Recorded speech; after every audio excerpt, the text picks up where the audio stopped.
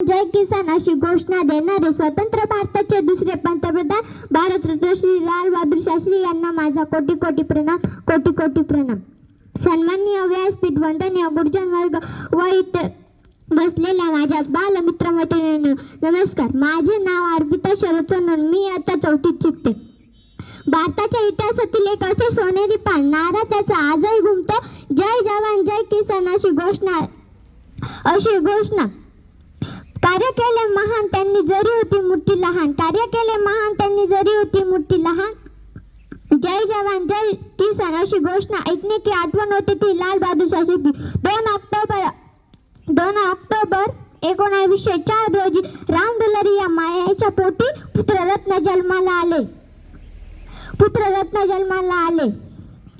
उत्तर प्रदेशातील मुगलसराई हे त्यांचे जन्मगाव, पण बालपण गेले गंगेच्या काठी वसलेल्या रामनगर या छोट्याशा गावात।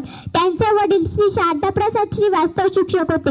पुढे ते सरकारी अधिकारी बनले, पण त्यांना अधिक आयुष्य लाभले नाही। आर्थिक संकटाला तोंड देतच त्यांना आयुष्य काढावे लागले। काशी क्षेत्रातील हरिश्चंद्र हायस्कूलमध्ये लाल बहादूर दाखल झाले।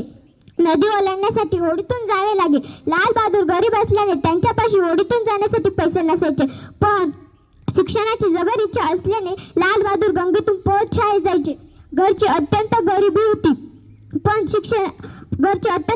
होती, त्यामुळे शिक्षण पूर्ण करण्यासाठी मोठी तारेवरची कसरत करावी लागत असे। तो काळ ब्रिटिश सरकारचा होता।